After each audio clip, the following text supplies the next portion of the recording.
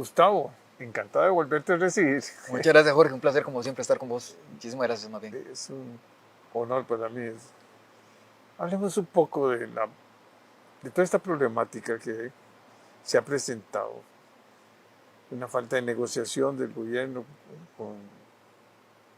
con el FES. Nunca se había dado. No.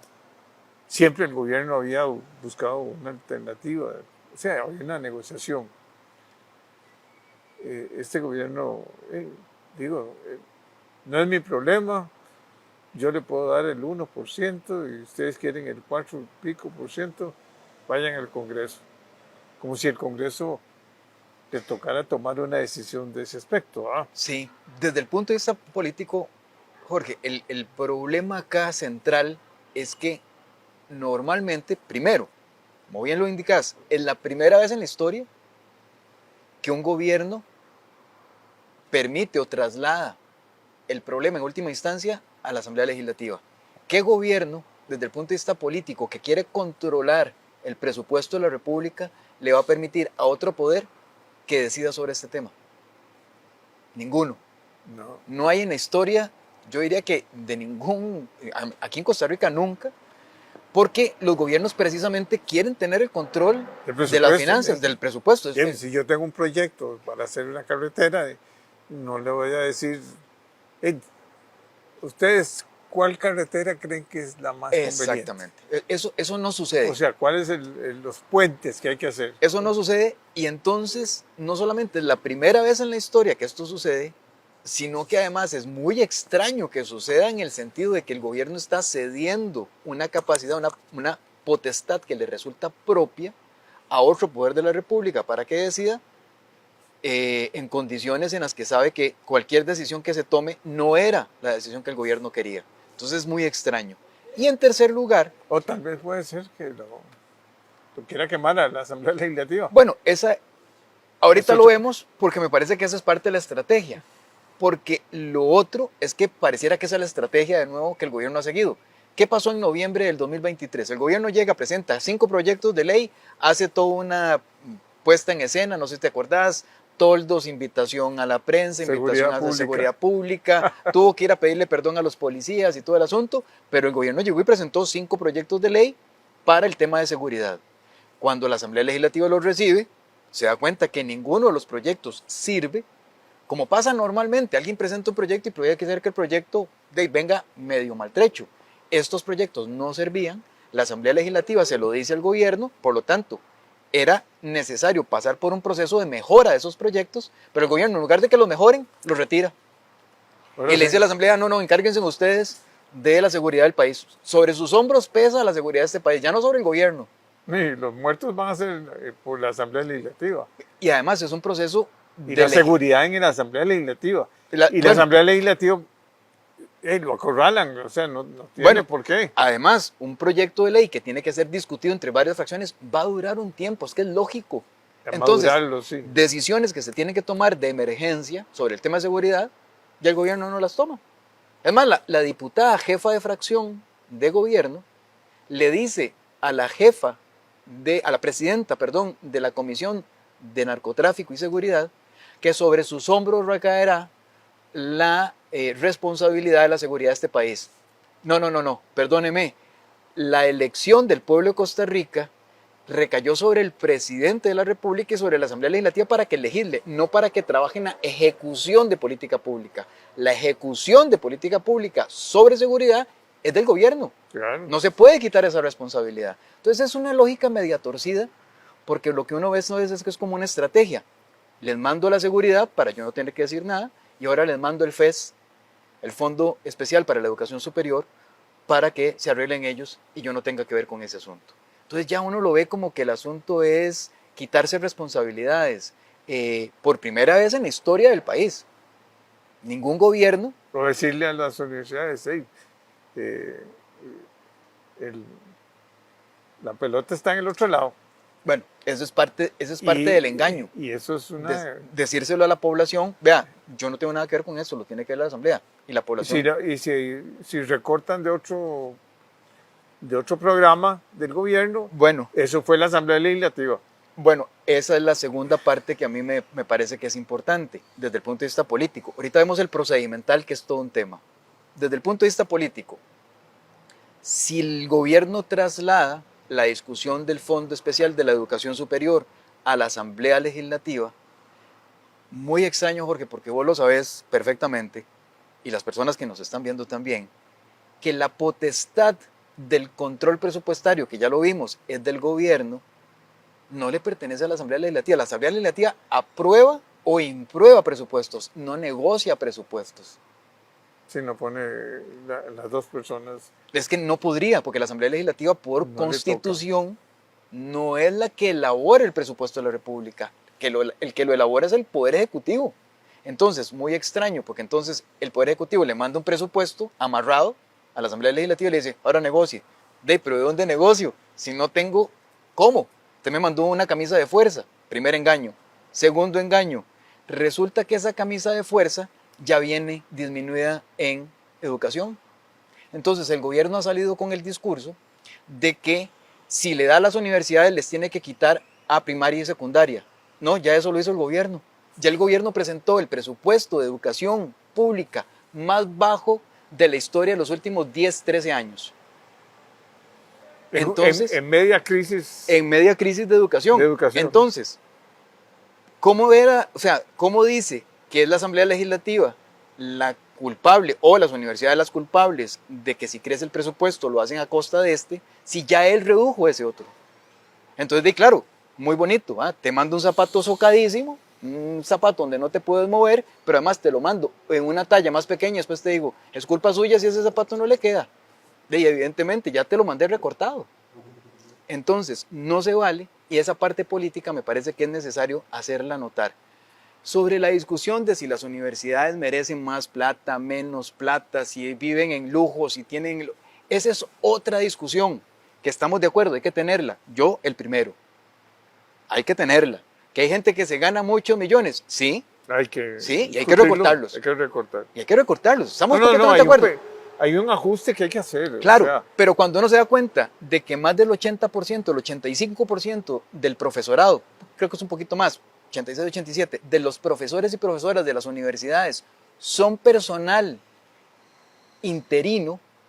Que no gana lo que dicen. Que no gana lo que dicen que gana. Exacto, hay gente que dice, se gana millones. ¿Cuáles millones? Es más, yo he sido profesor universitario y lo que me llegan son 185,000 colones por mes, por un curso. Entonces, uno dice, 185,000 colones, ¿es en serio? Eso es lo que le pagan en este país a un profesor o profesora por dar clases. ¿Cuáles son los millones que uno se gana? Es más, lo contratan semestre a semestre, porque eso no es un contrato permanente. Entonces, si hay cursos, se los dan. Si no hay cursos, se quedó sin trabajo. Entonces, hay que arreglar un poquito esa lógica. ¿Que hay que tener esa discusión? Hay que tenerla. Yo sí creo que la discusión de cualquier ministerio, de cualquier donde reciben ingresos públicos. Hay que tener esas discusiones, claro. O instituciones tienen que dar cuentas. Claro. Y tienen que estar bajo una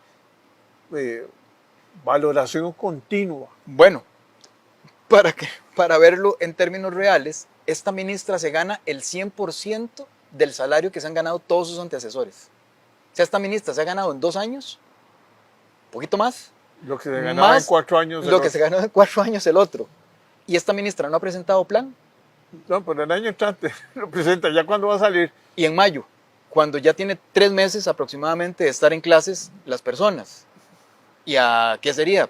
Mayo, junio, julio, agosto, septiembre, octubre, noviembre. 6 meses va a durar el plan.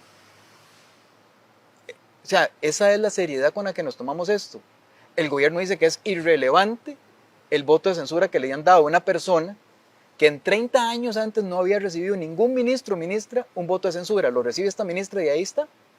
Pero el de Lina lo echan porque no dio la talla con el programa de inglés, el programa de bilingüismo de Lina. Entonces, como si fuera tan sencillo. ¿Verdad? Entonces uno se queda pensando, aquí hay algo, aquí hay gato encerrado, aquí hay una trama política mucho más grande que efectivamente el gobierno está armando.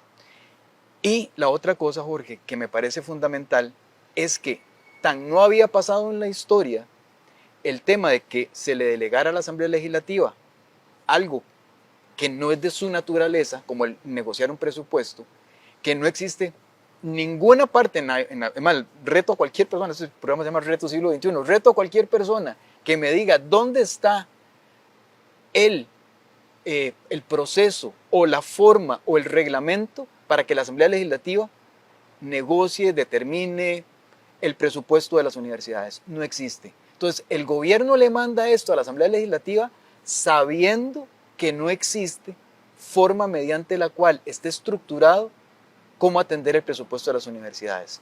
La Asamblea Legislativa tuvo que discutir si hacía una comisión especial para eso, si lo mandaba a la Comisión de Económicos o lo manda a la Comisión de Ciencia y Tecnología y Educación, o lo manda a la Comisión de Hacendarios.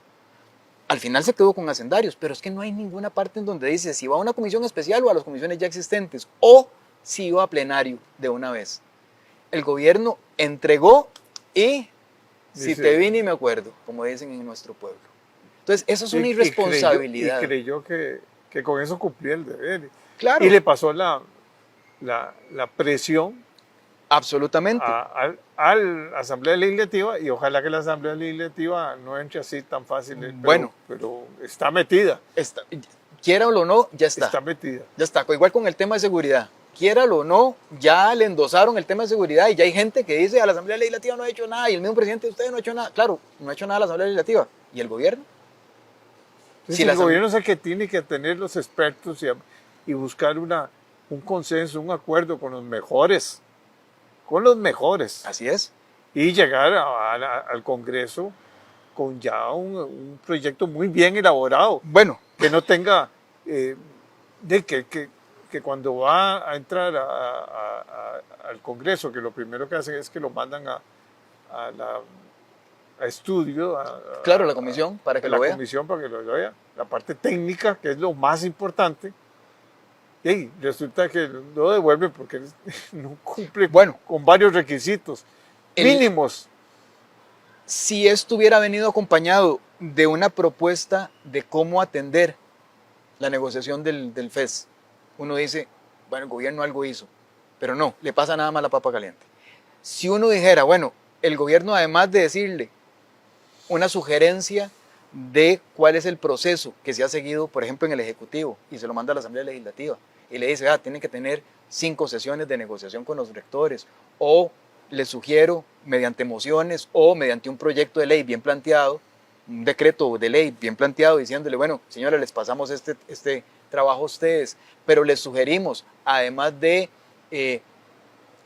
consultar con los rectores, consultar con la ministra de Educación, consultar con el ministro de Hacienda, consultar con el ministro de Economía, consultar con municipalidades, consultar con qué sectores pudiera negociar, pero tampoco dijo nada. Si además lo hace acompañar del presupuesto de la República, que lo presentó porque tenía que presentarlo, pero no porque el gobierno haya dicho, aquí está para que negocie el FES y aquí está el presupuesto de la República para que vea cómo estamos de amarrados. No lo mandó el presupuesto de la República con ese fin. El ministro de Hacienda lo que presenta es media página para justificar por qué el 1%. Entonces uno dice, bueno, es en serio, o sea, con un TikTok denuncia a una empresa privada por evasión fiscal, por supuesta evasión fiscal, con base en un TikTok, y quiere negociar el FES con base en media página. ¿Es en serio? Es que si esto hubiera sucedido, Jorge, en cualquier otra administración, este país estaría ardiendo, pero de alguna manera como que se le están dando más permisos para la incompetencia a este gobierno, y a mí esa parte me extraña muchísimo. Última, digamos, elemento que me parece que desde el punto de vista político hay que tener en cuenta, y es la narrativa que podría tener el gobierno una vez que la Asamblea Legislativa salga adelante con el presupuesto. Digamos que todo va en orden, la Asamblea logra llegar a un acuerdo con las universidades y emite su criterio respecto de cómo va a acomodarse el presupuesto de la República para darle a las universidades el presupuesto X que se haya decidido. Si ese presupuesto es del 1% o menos del 1%, te apuesto que el presidente y sus seguidores van a decir, solo se podía negociar el 1%. Nos dieron la razón. No, pero es que no se la están dando. es porque les mandaron el zapato amarrado, las condiciones no claras, no le mandaron el presupuesto, la justificación fue de media página. Entonces la Asamblea Legislativa, en su imposibilidad real y material de poder tomar una decisión, le llega a esa. Y Pero, además, con un presupuesto recortado bueno, eso es, en primaria y secundaria, y eso es todo en el MEP, o sea, en medio de un apagón, en medio de un apagón sin plan, completo, sin plan, ¿verdad? o sea, es que estamos Y el segundo elemento de esta parte es que si la Asamblea Legislativa decide darle por encima del 1%, te apuesto lo que querás a que el gobierno va a salir a criticar a la Asamblea Legislativa. Sí, pero lo mandó amarrado. Porque si yo te amarro las manos y te amarro los pies y llego y te doy una patada y yo te digo, Jorge, es que usted no se defendió. Digo, sí, pero es que no me, o sea, no me hiciste nada para que yo pudiera defenderme. Entonces, al final yo digo, me diste la razón, no te defendiste. No, es que no se puede trabajar en política de esta manera. No funciona así, eso funciona en las dictaduras, no funciona en democracia. Aquí tanto que se habla de que estamos en una dictadura y el presidente ha hablado tanto de que aquí estamos en una dictadura, no. Todos los gobiernos anteriores se hicieron responsables por el presupuesto. Tuvieron marchas, tuvieron que salir ministros y ministras. y marchas largas. Y marchas bravas. Yo me acuerdo Bravas. de las del 90, en donde tuvo que salir el ministro de Hacienda y el presidente del Banco Central. Este gobierno no le ha tocado eso. No, porque tiene solo un día pueden marchar, porque si no les rebajan el salario, entonces Bueno, se la ponen más fácil. bueno, entonces, esa irresponsabilidad que nunca se ha visto en ninguna administración, en esta administración no solamente se acepta, sino que pasa, y sino que el gobierno además cobra, tras de que debe cobra. Entonces, me parece que hay un tema de carácter político aquí, procedimental, político y presupuestario que hay que tomar en cuenta. De nuevo, la discusión sobre el presupuesto de las universidades es una discusión país que se tiene que tomar, pero no bajo estas circunstancias. No se vale. Hay que tomarla con Con seriedad con análisis y con responsabilidad. profundo y con tiempo. Las cosas Absolutamente. no pueden ser ya en el borde del periodo, del plazo que tiene para Absolutamente. presentar, que es el primero de septiembre, bueno, septiembre, Absolutamente. el presupuesto. Y entonces estamos a las puertas de la aceptación de un presupuesto de la República, que la Asamblea Legislativa, la Comisión de Asuntos Hacendarios, va a tener que decidir sobre el presupuesto de las universidades y además estudiar el presupuesto de la República. Entonces el gobierno está sobrecargando a la Asamblea Legislativa Para echarle las culpas. para después echarle las culpas y darle palo. Así, ¿quién no? ¿Verdad? Cuando se quitan las responsabilidades. Es el mismo cuento de la ley Jaguar, o sea, Bueno, ha sido un caso de estudio. ¿va? ha sido un caso de estudio. Hablan de una marina, que todo el mundo está de acuerdo, una marina, pero que genera 12,000 empleos. Eso no existe En ninguna parte. en ninguna parte del mundo. Sí. No hay una marina con esa cantidad de empleos. O sea, ¿de dónde sacan esas cifras? ¿Verdad?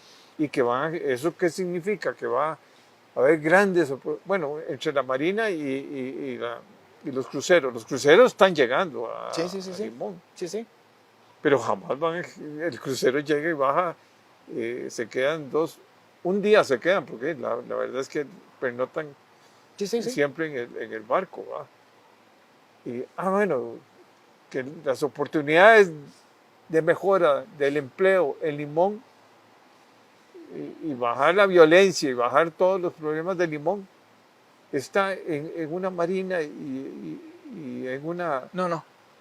o sea, ni la Marina en Limón va a acabar con el desempleo, con la inseguridad, con el costo de la vida, con el tema de infraestructura que necesita Limón, con el tema de salud que necesita de Limón. Educación. ¿Verdad?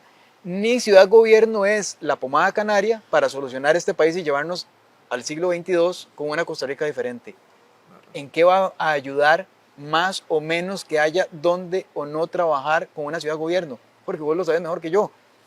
Vos creas una Ciudad Gobierno para que vayan empleados públicos y empleadas públicas y deje de pagar ese arrendamiento, se deje de pagar el tema de renta, de alquileres. ¿Cuánto del Producto Interno Bruto se paga en alquileres? El 1%, el 0.5%, el 0.1%.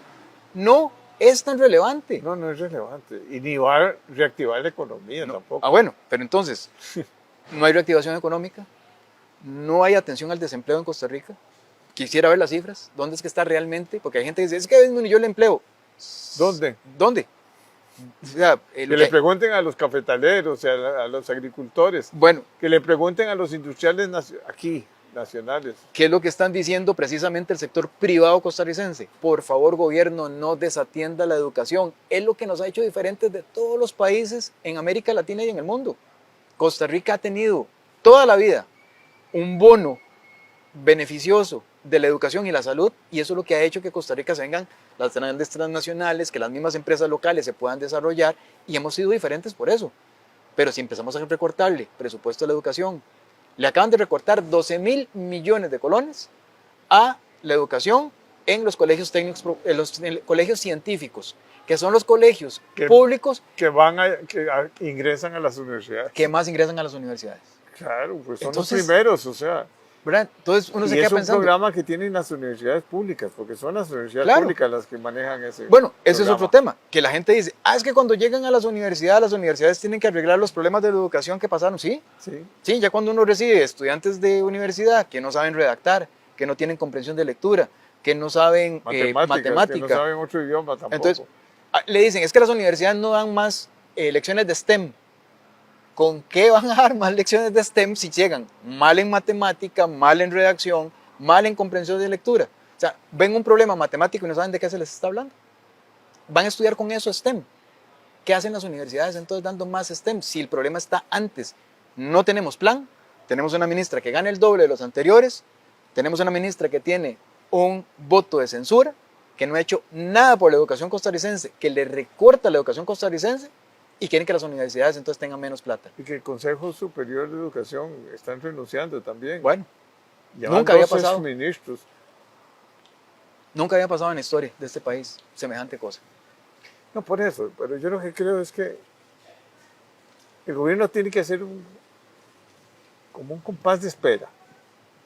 Ponerse de acuerdo en los temas centrales, fijar prioridades, buscar diálogo, buscar acuerdos. En cambio, estar en ataque continuo, porque el ataque es frontal, ¿verdad? De personal, además. Y personal. O sea, que tiene un presidente que estar discutiendo, hablando de un diputado, cosas personales. O sea, me parece que se nos acabó el señorío que debe haber en el Congreso y en el Ejecutivo también, ¿verdad? Claro.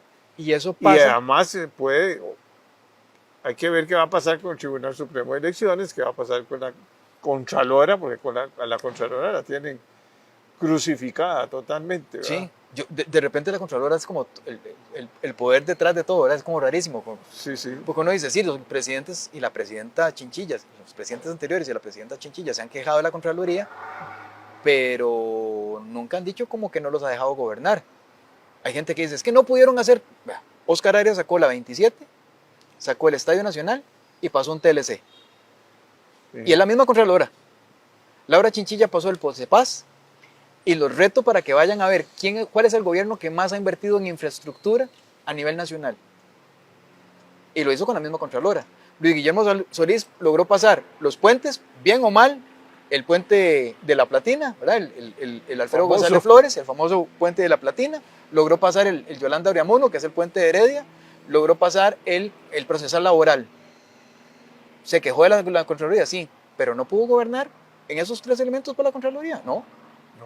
Carlos Alvarado no pasó todo un proyecto de reforma fiscal de lo más importante, que se lo trajo al suelo, que lo dejó como el peor gobernante de la historia.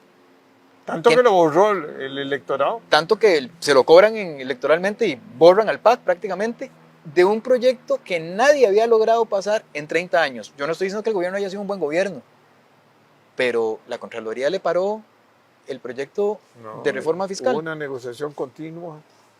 Entonces, ¿por qué si los otros la gobiernos... oposición logró acuerdos con el Ejecutivo? Muy importantes. O sea, quiere decir que había una buena relación.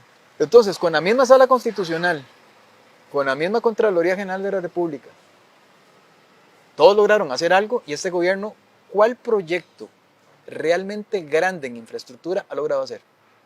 Grande. No puentes Bailey, no no calles que se desboronan, no el paso que primero decían que no era el del MOP y después dijeron que sí era el MOP, el de los Ledesma.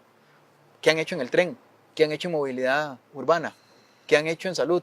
Ahí están las filas de la caja cada vez peor. ¿Qué han hecho con mejora de los hospitales? Tenemos menos profesionales, precisamente por eso son las listas cada vez más amplias. Menos especialistas. Menos especialistas. En educación ya hablamos. Hablemos de ambiente. No está el gobierno con un problema de ambiente, ¿verdad? Con Gandoca Manzanillo. Más bien concentrando poder en el ministro, en lugar de delegar, precisamente por lo mismo. Vos has sido funcionario, ¿verdad? En donde hay que tomar decisiones. ¿Y qué decís vos? No puedo tomar todas las decisiones yo. La persona que está a la cabeza es para que delegue, no las responsabilidades, las tareas, y para que ponga todo el sistema funcionando. La gente se quejaba del gobierno anterior. Rodolfo Méndez Mata no se le aplaudía como uno de los ministros que más obra dejó y que más obra hizo. No le dejó incluso hasta obra ya lista para esta administración. Entonces... Sí, porque todo el mundo ahora se están inaugurando algunas partes del anillo de circunvalación. De circunvalación que prácticamente se desarrollaron y se hicieron en tiempo del gobierno anterior Sí. Entonces, nadie está diciendo que los gobiernos anteriores hayan sido perfectos. No. Hay unos bien malos. Eso nadie se lo quita. Pero eso no justifica, pero eso no justifica lo de ahora. A mí me da mucha risa, Jorge, cuando sale el argumento de que, claro, vea, ahí hay corrupción, yo sé, del gobierno, ¿verdad? Vea, y yo sé que no están haciéndolo bien en educación, en salud, en ambiente, en infraestructura, yo sé que lo sé, pero los gobiernos anteriores tampoco. Eso no justifica nada. Es como que uno llegue de estudiante a una clase y que el profesor te llame la atención por una nota y vos decís, pero vea, todos los anteriores también fueron malos. ¿Y qué importa si los anteriores fueron malos? Obviamente es importante, pero ¿qué tiene que ver eso con tu desempeño?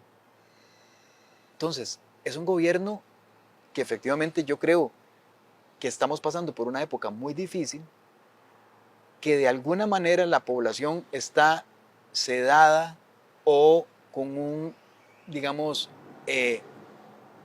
resentimiento muy grande, que se le está permitiendo a esta administración cosas de incompetencia muy amplias, cosas de corrupción muy amplias, que uno no se explica por qué no pase nada en este país, mientras todos estos desastres en varias áreas están sucediendo y la oposición también tiene parte de esta responsabilidad.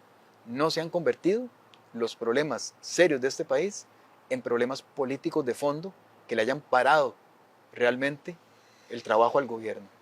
En otro momento, una asamblea legislativa le puede haber dicho: señor presidente de la República, lo lamento, pero no voy a pasar un solo proyecto de ley por acá que venga de suyo si usted no atiende el problema de la educación en este país. No se vale. No se vale destrozar los próximos 25 años de este país porque usted no haya hecho nada. Y ahí van los comedores, las becas, el transporte, va un montón de cosas, o sea... La inversión en educación... La inversión social es muy fuerte en Costa Rica. Hay quienes creen que la educación... Todo el mundo cree que hacer un balance macroeconómico lo van a felicitar. ¿Quién lo va a felicitar? Cuando la violencia está aumentando. Bueno, ya pidió perdón de que no vaya a cumplir con las metas fiscales que se ha comprometido. Sí, bueno, eso es otra. Bueno, eso da para otro programa y con especialistas en el tema. Pero Jorge, cuando uno ve todos los colegios y escuelas que están funcionando en Costa Rica, no ahora, durante años, una escuela en una comunidad lejana, no solamente son las estudiantes y los estudiantes o los profesores y profesoras que estén ahí. Esa escuelita mueve buses, esa escuelita mueve soditas, esa escuelita hace que efectivamente la municipalidad se ponga a ver por dónde pasan y entonces mejore las calles, pongan paradas. Esa escuela se convierte en un motor de desarrollo pequeñito, pero ahí está, generando empleo, generando muchas otras cosas. Cuando la gente piensa en educación, no es el MEP, es el impacto que eso tuvo durante muchísimos años en Costa Rica, porque entonces una educación bien atendida en esas niñas y niños, ese niño en un comedor que le permite tener mejores herramientas, no solamente en la educación que recibe, sino en la alimentación que recibe, que hace toda la diferencia en si el aprendizaje se va a dar o no mejor que en otras condiciones. Un niño mal atendido, mal alimentado, no aprende igual que un niño o niña bien alimentado. En el cerebro faltan vitaminas y minerales y otras cosas que hacen que efectivamente se procese mejor la información. Entonces el alimento es importante. Cerrar los comedores o cerrar escuelas es un crimen que dura 25 años. Porque ese niño va a poder poner un emprendimiento mejor si sale bien educado. Entonces impacta en el sector privado. Ese niño, esa niña, con un mejor puesto, sea por emprendimiento o por salario, va a generar más empleos en otras personas. Entonces es un efecto rebote. Costa Rica disfrutó durante muchos años que esa columna vertebral de la educación moviera todo el país, público y privado. Esto no tiene nada que ver con derechas o izquierdas. No.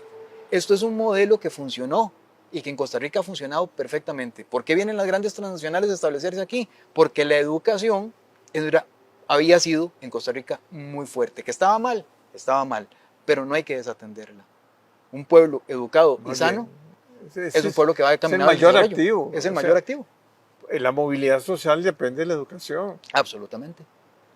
La violencia, que es lo que está, se reduciría totalmente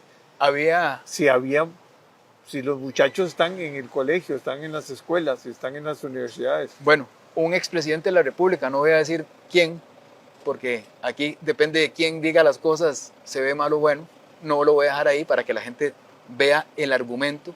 Le dijo una vez a un empresario, enfrente mío, tanto más usted invierta en educación, tanto menos usted va a pagar en guardaespaldas para que lo cuiden. Y ese empresario ahí entendió perfectamente de qué se trataba el tema de educación. Porque efectivamente tiene que ver con toda la inseguridad del país. Una buena parte se debe a que se le está negando la posibilidad. Y la inversión y el empleo y las posibilidades de crecer y mejorar la competitividad y productividad. O sea, es la educación es todo. Es el eje central. Pero eso es un tema que el Congreso también tiene que ponerlo como el tema. Claro. Porque hay un montón de temitas, ¿verdad? Sí. Que si bajamos los vuelos a Centroamérica, no sé, yo creo que no. Hay temas más importantes. La educación. Hay temas. Por eso yo te digo, yo creo que la infraestructura y la educación, el diálogo, el respeto, sí, la violencia que hay verbal es algo peligroso, ¿eh? Porque entonces si las autoridades usan ese idioma, eso se transmite a los hogares y se transmite a todo. Claro. Pero bueno. En un mundo que vive con mucha violencia, que vive con las benditas redes que son destructoras, ¿verdad? Así es, y yo creo que es como un círculo vicioso. Menos educación hace que la gente se informe cada vez peor, hace que la gente tome decisiones cada vez menos informadas, menos racionales, cada vez más emotivas, cada vez más basadas en otras cosas que no sea la razón y el uso de las pruebas.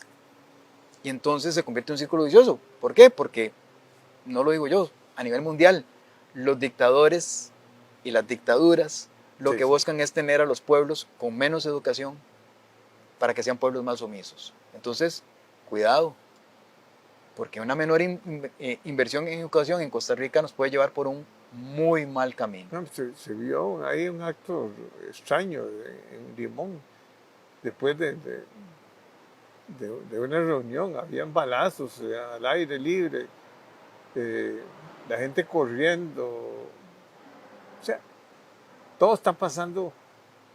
Esta violencia es una violencia que tiene su origen tal vez en la ausencia de valores, ¿sí? En la ausencia en mal ejemplo de los que tienen que dar el buen ejemplo. Así es. Y de una oposición que no se organiza y no se estructura. El Congreso hay que estructurarlo y decir, señores, pongámonos de acuerdo, si somos, aunque sean 5 fracciones, o 6 fracciones, o 7, pongámonos de acuerdo en lo básico. Y ya, Pero ahí hay unas personas que no quieren. pero llegar a- ve que vacilón. La Asamblea Legislativa se niega, por las razones que sea. No voy a mencionar fracciones, pero, y las respeto todas las posiciones. No las comparto, pero eso es otra historia. Pero entonces la Asamblea Legislativa, las diferentes fracciones, no entran a confrontar el gobierno porque supuestamente es muy popular. Porque sea popular Bad Bunny, yo le voy a decir que la música es muy linda y que voy a poner esa música para cuando haya un entierro o una fiesta, o se lo voy a poner a todo el mundo, ¿no? Yo puedo tener criterio con respecto a la música y al Y gobierno. eso es la democracia. Si la democracia De eso no se es trata. que todos estamos de acuerdo. Entonces, de nuevo, si están destruyendo la columna vertebral de este país, que es la educación, las diferentes fracciones, cada quien tendrá desde qué enfoque lo va a hacer, pero se le paran enfrente al gobierno y le dice, usted no está gobernando, usted ya me mandó la seguridad para acá, usted renunció a gobernar en seguridad, usted me mandó el presupuesto de las universidades, usted renunció a tomar decisiones en educación. Entonces, ¿cuáles son las cosas que yo voy a hacer? Voy a pararme aquí en esta Asamblea Legislativa y le voy a decir, no señor, suficiente, ya no más, no le acepto un proyecto más hasta que usted no gobierne como tiene que gobernar, con respeto, con tolerancia, con solidaridad, pensando en los que menos tienen, viendo la educación como tema prioritario. Nada de eso pasa, Jorge. Ya, a mí realmente me preocupa, porque entonces los que levantamos la voz, es que tal y por cual, y todos los ataques personales. ¿De cuándo acá uno tiene que ser un esbirro y hincarse ante cualquier gobierno? Para eso estamos, para criticar. No, en esta democracia nunca. Se valen todas las opiniones, todas son valiosas, las que apoyan y las que no. Pero entonces lleguemos a un acuerdo. Lleguemos a un acuerdo y veamos cuáles son los temas importantes. Sí, La pero- educación para mí es el último de los eslabones que hacen caer a una democracia. Sí. Bueno, ahí te invitaré otra vez. Muchísimas gracias, Jorge. Es un placer y Como un siempre. honor. Un honor es mío. Gracias.